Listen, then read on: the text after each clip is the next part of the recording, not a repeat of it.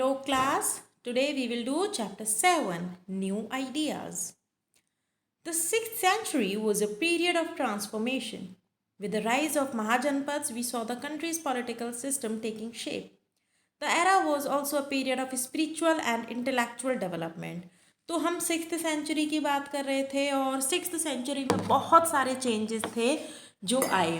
तो हमने महाजनपद के बारे में पढ़ा था, जनपद के बारे में पढ़ा था, ये तो सबसे बड़ा चेंज था ही।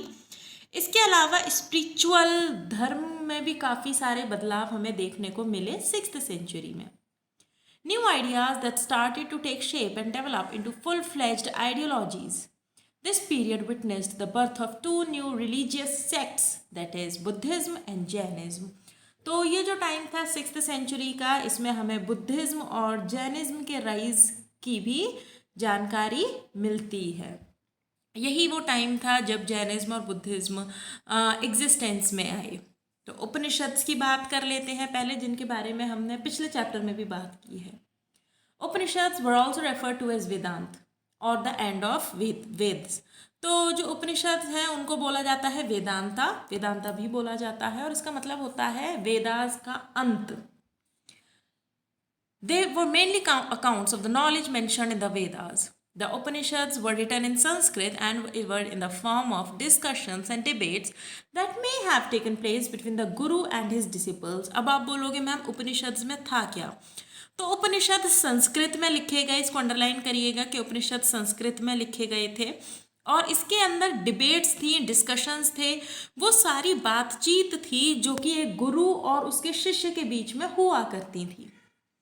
The word Upanishads meaning sitting close to or sitting down near and literally translates to sitting at the feet of the Guru to receive knowledge. अब उपनिषद का मतलब क्या होता है? उपनिषद का मतलब होता है, जो उपनिषद है इस शब्द का मतलब होता है किसी के पास बैठना या फिर नीचे किसी के पास बैठना ज़मीन पर। और इसका लिटरली जो मतलब आपके सामने निकल कर आएगा उपनिषद का, वो था कि पहले के जो शिष्य थे वो गुरु के चरणों में बैठा करते थे नॉलेज लेने के लिए, है ना। जैसे गुरु क्या होता था, वो ऊपर बैठ जाते थे प्लेटफॉर्म टाइप का बनाकर, और जो उसके डिसिपल्स होते थे, जो शिष्य होते थे, वो नीचे उसके चरणों में बैठते थे, नीचे बैठते थे और नॉलेज गेन करते थे, यानी कि जो गुरु बोलते थे वो उसको गेन करते थे। Upanishads are therefore a documentary of the communication between the teacher and his disciples. Now teachings of Upanishads थे क्या, टीचिंग्स क्या थी, क्या सिखा रहे थे आखिर गुरु अपने शिष्यों को? The concept of Atma and Brahman has been discussed in the teachings of Upanishads. The Upanishads refer to the individual soul as Atma and the universal soul as Brahman. तो इसमें सोल यानी कि अंतरात्माओं के बारे में बात होती थी, जैसे हम आत्मा बोलते हैं, और यूनिवर्सल सोल के बारे में भी बात होती थी। एन इंडिविजुअल सोल और आत्मा is confined to the cycle of birth और रिबर्थ। तो ऐसा हमारे ग्रंथों में भी लिखा है कि शरीर खत्म हो जाता है, शरीर जल जाता है, पर आत्मा कभी नहीं मरती है और वो पैदा होती है, फिर वो अपना शरीर छोड़ देती है और फिर दूसरे शरीर में एंटर करती है। However, the individual soul can free itself from the cycle of birth and rebirth and attain moksha by performing good deeds or actions. और ऐसा भी बोला जाता है कि अगर आप अच्छे कर्म करोगे तो आपकी जो आत्मा है वो मोक्ष प्राप्त करेगी, यानी कि अटेनमेंट, जो सल्वेशन होता है वो अटेन करेगी। By maintaining good conduct, not only will a person be able to break free from the cycle of birth and rebirth, but he will also be able to attain Brahman, that is universal soul. तो जो अगर हम अच्छे कर्म करेंगे तो हमारा जो आत्मा है वो बार बार पैदा होने वाले और ख़त्म होने वाले साइकिल से बाहर निकल आएगी और मोक्ष प्राप्त करेगी। इसको अंडरलाइन करिएगा। There are 110 Upanishads, out of which 11 are considered as the main और classical Upanishads. The oldest Upanishads is Brihadaranyaka Upanishad. In comparison to the Veds, the Upanishads are more philosophical in nature. They give a description of the doctrines that are considered essential for the ideal human conduct. तो वेदास के मुकाबले जो उपनिषद्स थे वो ज़्यादा philosophical हैं। ये आदमी को जीने का तरीका बताते हैं कि किस तरीके से जीना है, कैसा बिहेवियर रखना चाहिए। The Upanishads emphasize qualities like compassion, generosity, honesty and courage along with having self-control. तो ये बताता है कि खुद पे कंट्रोल होना चाहिए, गुस्सा नहीं आना चाहिए, ईमानदारी होनी चाहिए. The Upanishads state the basic truth of life in the form of discussions, debates, dialogues and commentaries. तो जो उपनिषद हैं वो असली ज़िंदगी की सच्चाई बताते हैं कि ज़िंदगी क्या है, किस तरीके से एक ह्यूमन को अपनी ज़िंदगी जीनी चाहिए और किस फॉर्म में है ये सब चीज़ें. ये डिस्कशंस मतलब एक गुरु ने एक अपने शिष्य के संग डिस्कस किया या डिबेट हुई उनमें आपस में, या जो गुरु हैं और शिष्य हैं उनमें आपस में बातचीत हुई. तो इस फॉर्म में उपनिषद में ये सारी चीज़ें डिस्क्राइब की हुई हैं. Now, rise of new religious sects. The socio-economic changes taking place in the 6th century influenced people's religious perspective. वर्ण सिस्टम, तो वर्ण सिस्टम के बारे में हमने पहले भी पढ़ा था. The वर्ण system had now become extremely rigid. तो जैसा कि हमने पढ़ा था कि पहले क्षत्रिय होते थे, ब्राह्मण होते थे, शूद्र होते थे, तो अब वो बहुत ज़्यादा स्ट्रिक्ट हो गया था वो जो सिस्टम था. अब लोग उसको बहुत ज़्यादा सीरियसली लेने लगे थे. शूद्रास को अलग तरीके से डील किया जाता था, क्षत्रियास को अलग तरीके से ट्रीट किया जाता था. तो जो उनका सिस्टम था काफ़ी सख्त हो गया था. Initially, the Varna system was based on occupations. Now, a person's Varna was decided by birth and not occupation. देखो पहले जो वर्णा सिस्टम थे वो लोगों के काम के हिसाब से डिसाइड होते थे. यानी जो लड़ने गया वो क्षत्रिय, जो व्यापार कर रहा है वो वैश्य, जो पूजा पाठ में एंगेज है वो आपके हो गए आपके ब्राह्मण. पर पहले जो काम लोग करते थे उनके बेसिस पे उनको अलग किया जाता था. अब वो बर्थ के बेसिस पे अलग किए जाने लगे. यानी ब्राह्मण के घर में बच्चा पैदा होगा तो वो ब्राह्मण ही होगा, क्षत्रिय के घर में जो बच्चा पैदा होगा वो क्षत्रिय ही होगा, और जो शूद्रास के बच्चे होंगे वो शूद्रास ही होंगे. This arrangement left the Shudras without hope as they saw no scope of improvement in their position in the society as their fate now centered around doing menial jobs. अब जैसा कि हमने पिछले चैप्टर में भी पढ़ा था कि जो शूद्रास थे उनके पास बड़े ही ऐसे काम थे जो काफ़ी छोटे काउंट किए जाते थे. तो अब शूद्रास को बिल्कुल उम्मीद नहीं थी कि उनकी कंडीशन सोसाइटी में अच्छी होगी. क्यों? क्योंकि पहले तो ये था कि काम के बेसिस पर लोगों को बांटा जाता था, पर अब बर्थ के बेसिस पे बांटा जा रहा था. तो जब बर्थ के बेसिस पे बांटा जाएगा तो शूद्रा का बेटा वही काम करेगा जो उसके दादा परदादा काम करते आए हैं. तो शूद्रास अपनी उम्मीद खो चुके थे कि सोसाइटी में कभी उनकी कंडीशन अच्छी होगी. With trade and commerce flourishing during the 6th century, the economic status of Vaishyas improved considerably. अब क्योंकि ये जो टाइम था यहाँ पर व्यापार होने लगा था, व्यापार से कंडीशंस अच्छी होने लगी थी, तो वैश्यास ने भी अपनी जो कंडीशन थी वो इम्प्रूव कर ली थी. वैश्यास वो लोग थे जो व्यापार किया करते थे, तो अब उनकी कंडीशन भी अच्छी होने लगी थी. Although at a slightly better position than the Shudras in the Varna system, the Vaishyas were looked upon down in the Brahmanical order. The origin of new religions like Buddhism and Jainism provided a ray of hope to improve their social status and enjoy a better life in society, as there was no caste system in these new religious sects and everyone was considered equal. अब जो व्यापार करते थे वो शूद्रा से तो ऊपर status में थे, पर ब्राह्मण और क्षत्रिय से नीचे थे. तो अब वो लोग भी चाहते थे कि जब हम व्यापार कर रहे हैं, हमारी कंडीशन अच्छी हो रही है, तो हमें इक्वालिटी मिलनी चाहिए. इसके लिए उन्होंने चुना बुद्धिज़्म और जैनिज़्म को, क्योंकि बुद्धिज़्म और जैनिज़्म दोनों ही ऐसे धर्म थे जिनके गुरु जो थे, धार्मिक गुरु थे, वो किसी को भी अनइक्वल नहीं रखते थे. उनके लिए सब लोग बराबर थे और किसी भी टाइप का डिवीज़न नहीं था लोगों में. अब देखते हैं इनके रिचुअल्स और सेक्रीफाइसेस कैसे थे. Religion in the Rigved period was simple. By the later Vedic age, religion lost its simplicity and became more complex and rigid. तो देखो जब हम बात करते हैं वैदिक पीरियड की, तो वहाँ पर जो धर्म था वो काफ़ी आसान था.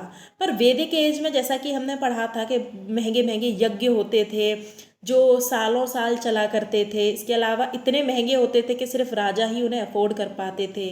मंदिर में भी पूजा पाठ महंगा होने लगा था. मतलब सिंप्लिसिटी खो चुकी थी. अब बहुत ही शो ऑफ होता है वो होता था. A lot of importance was given to sacrifices and rituals. People started to resent the unnecessary and expensive rituals introduced by the Brahmins. जो लोग थे वो बहुत ज़्यादा परेशान हो चुके थे, क्योंकि ब्राह्मण जो नए नए रिचुअल्स निकाल कर लाते थे, नए नए परंपरा निकाल कर लाते थे, लोग उनसे परेशान थे। ऊपर से इतना महंगा पूजा पाठ सबके अफोर्ड से बाहर था, सब इतना अफोर्ड नहीं कर सकते थे। They wanted to go back to simpler times when religion was not so complicated. अब ये लोग चाहते थे वो पुराना समय जहाँ पर धर्म बहुत ही सिंपल था, सब बराबर थे, किसी भी तरीके का भेदभाव नहीं था।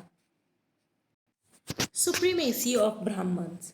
The Brahmins attained a supreme position in the society by introducing a large number of new rites and rituals. तो अब ब्राह्मण ने काफ़ी बड़ी पोजीशन हासिल कर ली थी सोसाइटी में, अपने नए नए वो रिचुअल्स लाते थे, नए नए धर्म लाते थे, नए नए उनको फॉलो करने के नियम लाते थे। People were dissatisfied with these new rites and rituals as they benefited only the Brahmins. लोगों को ये समझ आ रहा था कि वो कितना भी पूजा पाठ करा लें, आखिरकार ये जो महंगा पूजा पाठ है इससे सिर्फ ब्राह्मणों को फ़ायदा हो रहा है और किसी को भी नहीं। The Brahmins also suggested that these rituals could only be performed by them and that they would perform these rituals for a fee or dakshina, which was quite hefty and many people could not afford these rituals.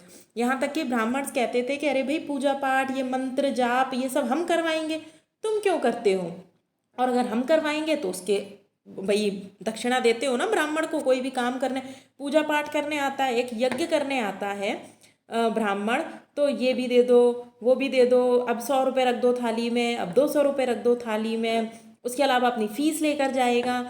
जो fruits, मतलब ये तो बड़ा ही मुझे हंसी आई ये वाली condition देख के, जो मैं देख रही थी एक बार कि यज्ञ हो रहा था वो गृह प्रवेश वाला, और उसमें भगवान जी के जो बनाते हैं ना, पूरा सेटअप बनाते हैं, उसमें फल चढ़ाए हुए थे। तो जो भी कोई आ रहा था गृह प्रवेश में वो फल लेकर आ रहा था, फ्रूट्स लेकर आ रहा था, कुछ ना कुछ गिफ्ट लेकर आ रहा था, और वो सब भगवान के मंदिर में रखे जा रहे थे, जो वो सेटअप बनाया गया था। एंड में भगवान जी तो रह गए घर में और फ्रूट्स ले गए ब्राह्मण, यानी कि जो पूजा करवा रहे थे। तो अब इतना हर कोई नहीं कर पा रहा था उस समय पर। Every significant event or celebration was marked with elaborate rituals and sacrifices. बड़े बड़े sacrifices हो रहे हैं, लंबे लंबे पूजा पाठ हो रहे हैं, यज्ञ हो रहे हैं।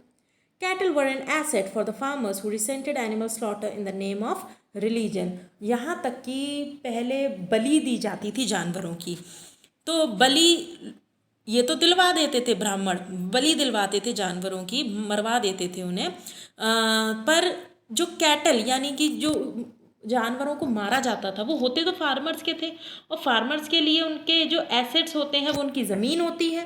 भाई फार्मर कहाँ से पैसा कमाता है? अपनी ज़मीन से, अपने कैटल से, गाय से, भैंस से। जब उन्हीं को आप कटवा दोगे, मरवा दोगे, तो फिर क्या फ़ायदा रहा ऐसी पूजा पाठ का। Development of an agricultural economy. With the discovery of iron, agriculture improved tremendously. A large area was cleared and now extensive land was brought under cultivation. The use of iron plow and iron tools helped in increasing agricultural production. तो जैसे जैसे agriculture बढ़ रहा था, iron introduce हो चुका था, और आयरन की हेल्प से एग्रीकल्चर काफ़ी आसान हो गया था। तो लोगों को अब ज़्यादा से ज़्यादा ज़मीन चाहिए थी कल्टीवेशन के लिए, क्रॉप उगाने के लिए। With the growth of towns and cities, new professions like weaving, spinning, and different crafts came up. This period also saw a development in trade. An improvement in the socio-economic conditions perhaps changed the outlook of people, who saw many rituals introduced by the Brahminical order to be unnecessary.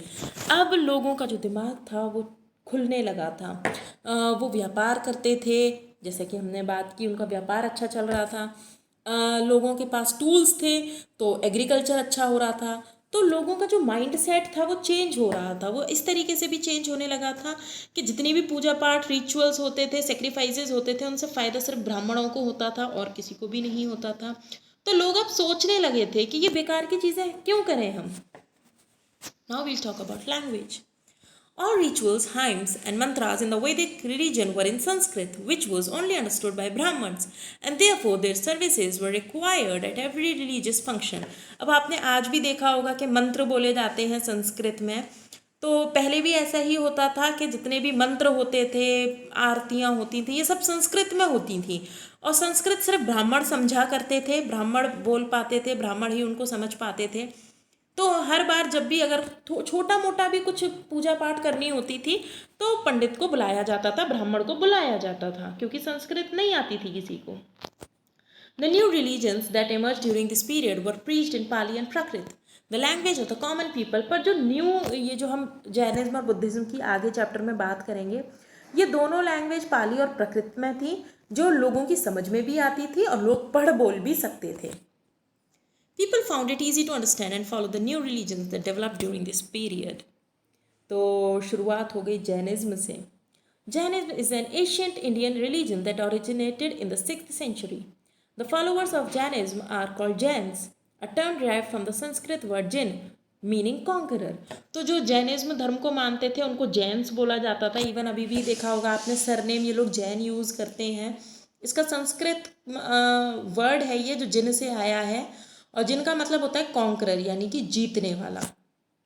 Jin was a person who had achieved enlightenment by conquering anger, hatred, greed and pride through meditation and self-awareness. तो जिन वो इंसान होता है जो कि जीत जाता है अपने गुस्से से, नफरत से, लालच से. यानी जो इंसान अपने अंदर ये चीज़ों को हटा देता है, यानी उसके अंदर गुस्सा नहीं है, उसके अंदर लालच नहीं है, उसके अंदर नफरत नहीं है, तो उसने इन सब चीज़ों को जीत लिया है और वो बन गया है जिन, यानी कि Jain. A Jin is also liberated from the cycle of birth and rebirth. Jainism can be traced to the 24 Trihankaras which had achieved enlightenment and showed the path to others. Rishabhnath was the first Trihankara and Vardhaman Mahavir was the 24th and last Trihankara. इसको underline कर लीजिएगा. ये त्रितंकारा थे. पहले थे ऋषभनाथ और दूसरे थे वर्धमान महावीर. तो वर्धमान महावीर के बारे में पढ़ते हैं. He was born in 599 BCE at a village called Kundgram near Vaishali, Bihar. तो इनका जन्म हुआ कुंद विहार में, जो कि बिहार में है. कुंदग्राम में, कुंदग्राम में, जो कि बिहार में है. His birthplace has been identified as present day Basar in Vaishali district of North Bihar. He was a Kshatriya by birth. तो ये कौन थे? क्षत्रिय थे, क्षत्रिय क्लैन के थे, क्षत्रिय ग्रुप के थे. His father Siddharth was the chief of the Jantrik clan and his mother Trishala was a Lichvi princess. तो सबसे पहले जो थे वो थे सिद्धार्थ, इनके जो पापा थे. इसके अलावा ये इनकी मदर थी त्रिशला, जो कि लिच्छवी की प्रिंसेस थी. At a very early age, he was married to Yashoda, with whom he had one daughter. Till the age of 30 years, he lived the life of a family man, after which he renounced the world and became an ascetic. तो 30 साल की उम्र तक तो ये family में रहे. इनकी शादी हुई यशोदा से और इनकी बेटी भी थी. उसके बाद इन्होंने मोह माया से संन्यास ले लिया और सन्यासी बन गए. Vardhaman Mahavir wandered for 12 long years. 12 साल तक ये घूमते रहे इधर से उधर. At the age of 42 years, he attained enlightenment, after which he became Jin, that is, the 24th Trihankara. He was also given the title of Mahavir or the Great Hero. तो इतनी मेहनत के बाद इन्होंने एनलाइटमेंट हासिल किया, यानी कि अपनी सारी जितनी भी ये गुस्सा, ग्रीड, इन सब से मुक्त हो गए, वो जिन बन गए. He spent the remainder of his life as a religious teacher and preached the doctrines of Jainism. He died at the age of 72 years in 527 BCE at Pavapuri near राजगिरा. इसको अंडरलाइन कर लीजिएगा कि जैनिज्म को इन्होंने promote किया. उसके बाद 72 के थे ये, इनकी मृत्यु हो गई और मृत्यु हुई इनकी पावपुरी राजगिरा में. अब इनकी टीचिंग्स क्या थी, ये सिखाते क्या थे, क्या कहते थे ये करने. Vardhaman Mahavir did not believe in the ritualistic methods of Vedic religion. इनका बिल्कुल मानना नहीं था कि हमें ये पूजा पाठ करते रहते हैं, इनका बिल्कुल भी मानना नहीं था कि ये पूजा पाठ कुछ नहीं है. ये यज्ञ जो किए जाते हैं, रिचुअल्स किए जाते हैं, इनका कोई मतलब नहीं है. He believed in the simple austere life where the main objective of an individual should be to achieve salvation, that is freedom from the cycle of birth and rebirth.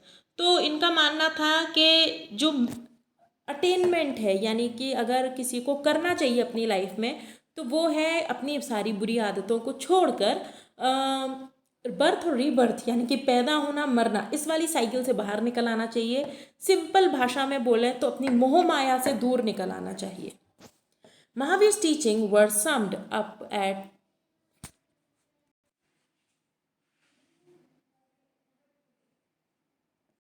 तो जो महावीर की टीचिंग थी वो थी त्रिरत्न और थ्री ज्वेल्स, यानी कि right faith, right knowledge and right conduct. Mahavir explained that right conduct can be achieved by taking the 5 vows। उनका मानना था कि इंसान को किस तरीके से बिहेव करना चाहिए, इसके लिए 5 शर्तें हैं, 5 शपथ हैं जो आदमी को लेनी चाहिए। जैसे कि अहिंसा यानी कि किसी को भी नुकसान नहीं पहुंचाना है, सत्य यानी कि हमेशा सच बोलना है, ईमानदारी से जीना है, not to steal, not to possess material goods, यानी कि ये जितनी भी चीज़ें हैं इनसे कोई भी मोह नहीं रखना चाहिए, इन सब की ज़रूरत नहीं है। ऑब्जर्व ब्रह्मचर्य और सेलिबेसी। अब देखते हैं कि ये जो जैनिज्म है ये इंट्रोड्यूस हुआ और इतनी जल्दी कैसे फैल गया। The simple teachings and the fact that Jainism welcomed all people irrespective of their caste made Jainism a popular religion। तो बहुत ही सिंपल था, जैसा कि हमने पिछले पैराग्राफ में पढ़ा कि पहले यज्ञ होते थे, बहुत लंबी लंबी पूजा पाठ होती थी, तो उन सब से हटकर जो इसकी टीचिंग्स थी वो बहुत सिंपल थी। सिंपल इसलिए भी थी क्योंकि इंसान को सिर्फ अपनी बुरी आदतें छोड़नी थी इस धर्म को फॉलो करने के लिए। In a short span of time, Jainism spread to many places such as Videha, Magad, Koshala, Anga, Koshambi, Kalinga, Mathura and Ujjain. Another reason for its popularity can be accounted to the use of Prakrit, the language of the common people। दूसरा इसका जो इतना जल्दी spread होने का reason था वो ये था कि बाकी जो वेद थे, उपनिषद थे, वो संस्कृत में थे जो सिर्फ ब्राह्मणों की समझ में आते थे, पर ये जो जैनिज्म था ये प्राकृत लैंग्वेज में था जो कि लोगों की समझ में आता था। Jainism also thrived from royal patronage. The Magadhan rulers Bimbisar and Ajatashatru supported Jainism. Besides rulers, Jainism also received patronage from rich people, which is evident from the huge temples built to honor Jainism। तो धीरे धीरे ये इतना ज़्यादा बढ़ा कि ruler भी इसको फॉलो करने लगे, कुछ अमीर लोगों ने भी जैनिज्म अपनाया, जिसका प्रूफ है कि जो जैनिज्म को फॉलो करते हुए जो टेम्पल्स हैं वो उन लोगों ने बनवाए। The Dilwara temples at mount Abu, the Hathisingh Jain temple in Gujarat and the Adinath temple in Rajasthan are ornate tributes to Jainism. Initially the teachings of Jainism were conducted orally. तो पहले ये ओरली यानी कि जो महावीर थे ये सब बोलकर बताते थे लोगों को। It was much later that the teachings were compiled and written in the form of epics, novels and dramas। बाद के टाइम में इसको लिखा गया एपिक्स की फॉर्म में, नॉवेल्स की फॉर्म में और ड्रामा की फॉर्म में। The sacred texts that contain the teachings of Jainism are known as अगमास। तो इसमें जो लिखा जाने लगा, इसको जो लिखा गया उनकी धार्मिक किताब को बोला गया अगमास। The Jain texts were written in Prakrit and later translated in Sanskrit, Tamil, Kannada and many other regional languages। तो ये लिखा गया प्राकृत लैंग्वेज में, पर इसको संस्कृत, तमिल, कन्नड़ और काफ़ी सारी रीजनल लैंग्वेजेस में भी लिखा गया, कन्वर्ट किया गया। Although quite a popular religion in India, it did not expand as much as Buddhism। In fact, after Mahavir passed away, Jainism split into 2 sects, Digambars and Shvetambars, resulting from the disagreements among the Jain Sangh। तो religion popular था, Jainism of course popular था, पर उतना नहीं था जितना Buddhism हुआ, जिसके बारे में हम आगे पढ़ेंगे। महावीर की डेथ के बाद 2 पार्ट्स में डिवाइड हो गए Jain, Digambars and Shvetambars. The Digambars or sky clads discarded all clothing while the Shvetambars preferred wearing white garments. तो 2 हो गए इसमें। दिगंबर जो कि क्लोथ वियर नहीं करते, आपने देखा होगा जैनिज्म में विदाउट क्लोथ्स उनके गुरु रहते हैं, और श्वेतांबर्स थे जो कि वाइट गारमेंट्स पहनना प्रेफर करते थे। अब हम बात करते हैं बुद्धिज्म की, गौतम बुद्धा की। Buddhism was not limited to the Indian subcontinent. It gained immense popularity and spread across other parts of Asia and today is practiced in many countries। तो बुद्धिज्म एक ऐसा कल्चर था, एक ऐसा धर्म था जो सिर्फ इंडियन सब कॉन्टिनेंट में ही नहीं रहा, ये बाहर देश में भी गया, एशिया में फैला, और आज बहुत सारे ऐसे देश हैं जहाँ पर बुद्धिज्म रिलीजन को फॉलो किया जाता है. Although quite similar to Jainism in its approach and belief, Buddhism also contributed to education, as many Buddhist monasteries such as Takshila and Nalanda became great centers of learning. तो काफ़ी सारा match करता है ये Jainism से, पर इसकी एक जो बुद्धिज़्म की खास बात थी वो थी कि ये पढ़ाई पर बड़ा जोर देते थे. इसी के लिए तक्षशिला और नालंदा जैसी सेंटर्स बनाए गए. तो शुरुआत करते हैं गौतम बुद्धा से, जिन्होंने इसकी नींव रखी. Gautam Buddha was born in 563 BC at Lumbini, which is a part of present day Nepal. तो इनका जन्म हुआ लुम्बिनी में, जो कि आज नेपाल में है. He was born as Siddhartha to the Shakya chiefs Suddhodana and Maya Devi. His mother passed away soon after his birth, and he was raised by his aunt and stepmother Prajapati Gautami.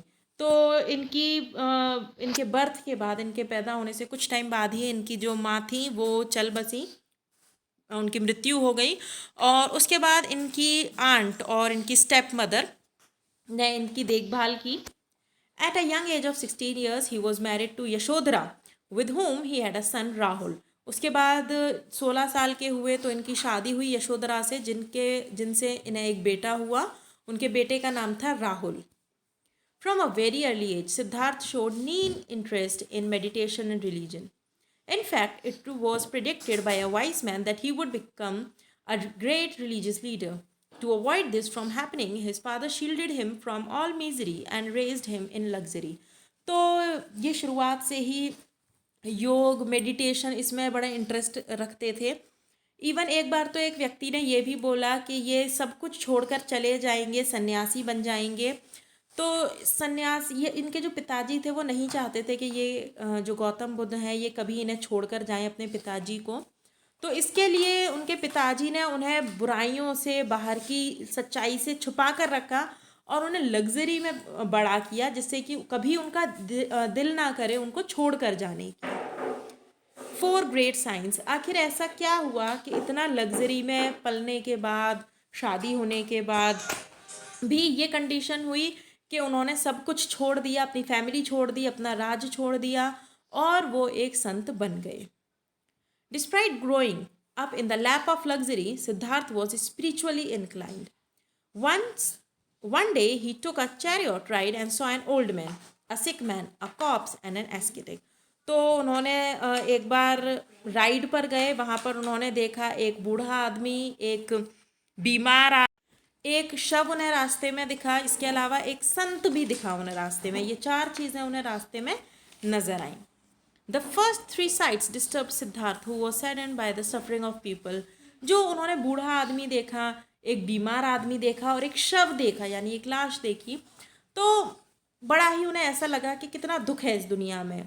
बहुत परेशान हुए वो लोगों का दुख देखकर. The ascetic had a very peaceful expression on his face, despite being homeless and having no material assets. These 4 sights later became to be known as the 4 great signs. तो last में उन्होंने देखा एक संत को, एक सन्यासी को, जो बड़ा ही खुश था, शांत था, उसके चेहरे पर ही शांति थी, उसको किसी चीज़ की कोई परेशानी नहीं थी, कोई दिक्कत नहीं थी. उसके पास घर नहीं था, कुछ सामान नहीं था यूज़ करने को, फिर भी वो शांत था और सेटिस्फाइड था. तो ये पहले बोला गया 4 साइड्स और बाद में इसको बोला गया 4 great science. Now journey to enlightenment. ये तो 4 चीज़ें उन्होंने देख ली. अब उनकी जर्नी कैसे शुरू हुई. These 4 sides kept surfacing on Siddhartha thoughts. The luxurious life of the palace no longer interested him and he decided to seek the truth about worldly sufferings. अब जो महल में उन्हें लग्जरी मिल रही थी, सब कुछ मिल रहा था, पैसा था, अच्छा रहन सहन था, अब उसे जो सिद्धार्थ थे उन्हें कोई मतलब नहीं था पैलेस की लग्जरी में. उन्हें चाहिए था कि वो देखें कि असली ज़िंदगी क्या है, दुनिया में कितनी सफरिंग्स हैं. वो बेशक एक अच्छे राजमहल में रह रहे हैं, पर फिर भी दुनिया में तो सफरिंग्स हैं. ये चीज़ उनके माइंड में थी. At the age of 29 years he left the palace to search the meaning of life. तो 29 साल की उम्र में उन्होंने अपना राजमहल छोड़ दिया ज़िंदगी की तलाश में. For the next 6 years, Siddharth wandered around leading an austere life, eating frugally and fasting most of the time. जो मिल जाता था वो खा लेते थे, वरना व्रत पर रहा करते थे. Despite bearing such physical and sufferings, he did not find the answers he was looking for. इतना सब कुछ खुद को परेशान करने के बाद भी उन्हें अपने सवालों के जवाब नहीं मिले. In Gaya, Siddharth sat down under a peepal tree and meditated for 49 days. तो गया में उन्होंने एक पीपल ट्री के नीचे 49 डेज तक योग किया. योग का मतलब मेडिटेशन किया. He finally realized the answer he was seeking and understood the causes of human suffering. At the age of 35 years, Siddhartha achieved enlightenment and became Buddha or the enlightened one. तो 35 साल के थे जब उन्हें लगा कि हाँ अब मेरे को मिल गया है एनलाइटमेंट, और उसके बाद उन्हें जाना गया बुद्धा के नाम से, यानी कि एनलाइटेंड वन. अब देखते हैं कि उन्होंने इस टाइम में क्या सीखा. Teachings of Buddhism. After attaining enlightenment, Gautam Buddha gave his first sermon at Sarnath, where he preached the four noble truths. उन्होंने 4 जीवन की सच्चाइयाँ बताई. The following points have been discussed in the four noble truths. The world is full of sorrow, misery and suffering. तो जो दुनिया है, जो विश्व है, वो दुख से भरा हुआ है, सफरिंग से भरा हुआ है. Suffering has a cause. दूसरा उन्होंने बताया कि जो परेशानियां हैं उसका कुछ ना कुछ रीज़न है. Desire is the main cause of suffering. तीसरी चीज़ उन्होंने बताई कि जो परेशानी है वो है हमारी इच्छाओं के कारण. Suffering can be eliminated by removing desire. बस लास्ट में उन्होंने बता दिया कि कैसे खुश रहना है. अपने मन से सारी की सारी जितनी भी आशाएं हैं या आपकी इच्छाएं हैं उनको ख़त्म कर दो. इच्छाओं को ख़त्म कर दोगे तो परेशानी नहीं होगी. परेशानी नहीं होगी तो मीज़री से आप अलग चले जाओगे. Along with the four noble truths, the teachings of Buddha included eightfold path, which is known as the middle path. By practicing the 10 ends given in the eightfold path, people could alleviate themselves from the sufferings mentioned in the four noble truths. तो उन्होंने ऐसी 8 चीज़ें बताई जिनसे हम suffering से बाहर निकल सकते हैं, हम खुद को परेशान नहीं कर सकते हैं. The following practices are mentioned in the eightfold path. Right speech, सही बोलना. Right action, सही करना. Right means of livelihood. Right effort. Right observation. Right meditation. Right memory and right determination. Buddhism also believed in the principle of ahimsa और non-violence. तो अहिंसा इनका main था कि भाई किसी को भी नुकसान नहीं पहुंचाना है. He did not believe in idol worship and did not approve of animal sacrifice. ये जैसे मैंने आपको बताया था ब्राह्मण बलि दिलवाया करते थे जानवरों की, ये बिल्कुल उसके खिलाफ थे. इसके अलावा ये मूर्ति पूजा के भी खिलाफ थे. According to Gautam Buddha, all human beings were equal and therefore he did not believe in the caste system that was prevalent since the Vedic period. उनके हिसाब से सब लोग बराबर थे और जो कास्ट सिस्टम चला आ रहा था उनके हिसाब से वो बिल्कुल भी सही नहीं था. Now, Buddhist text. The Buddhist teachings have been mentioned in the sacred texts of Tripitakas.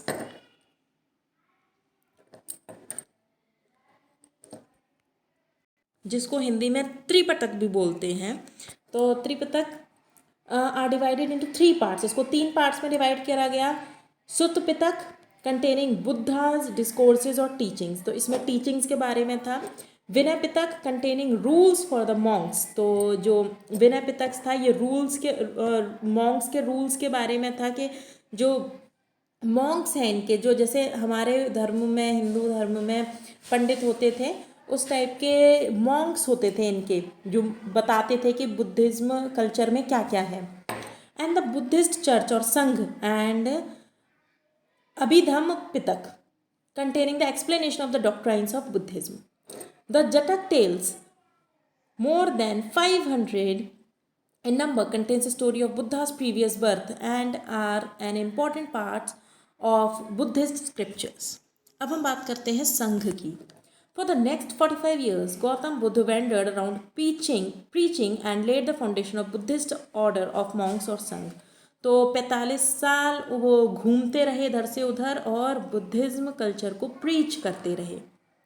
The code of conduct at the Sangh was very strict. तो जो इनके संघ बना करते थे उसमें कोड ऑफ कंडक्ट यानी कि बिहेव कैसे करना है ये बहुत स्ट्रिक्ट होता था। The Buddhist monks were expected to renounce the world and spend most of their time in prayer and meditation. तो इसमें उनको अपना जो पूरी जो उनकी दुनियादारी छोड़ देनी होती थी अगर किसी को मॉन्क बनना था तो, जैसे हमारे में संत बनते हैं ना जिसमें सब कुछ छोड़ छाड़ देते हैं, तो ऐसे ही मॉन्क बनने के लिए सब कुछ छोड़ देना था और अपना पूरा का पूरा समय प्रेयर और मेडिटेशन में बिताना था। Since Gautam Buddha did not believe in the caste system, people from different castes and communities formed a part of Sangh. People who joined the Sanghs did not earn a living but survived on alms that they collected on daily basis. तो जो संघ थे जब उन्होंने अपना सब कुछ छोड़ दिया था, घर बार छोड़ दिया था, सारा काम वाम छोड़ दिया था, तो कुछ ना कुछ तो उन्हें चाहिए था खाने पीने के लिए, तो वो भिक्षा मांगते थे। भिक्षा मांगते थे और जो भिक्षा में उन्हें मिलता था थोड़ा बहुत वो उसको खाकर अपना काम चलाते थे। The monks were known as bhikshus, a Prakrit word for beggars. The monks were expected to sincerely follow the rules and regulations of the sanghs and devotee much of their time in meditation. It's not devote, it's devotee. Not devotee, it's devote. तो वो अपना ज़्यादातर समय बिताते थे meditation करने में। Women were also welcome in Buddhist sanghs. Spread of Buddhism. तो ये जो स्प्रेड ऑफ बुद्धिज़्म है ये टॉपिक आप खुद करिएगा, ठीक है। मुझे लगता है इस टॉपिक को आप खुद कर सकते हैं। फिर भी अगर कोई डाउट हो तो आप व्हाट्सएप पर शेयर करिएगा। In the next class we will discuss about the exercises as well as the question answers of this chapter. Till then bye.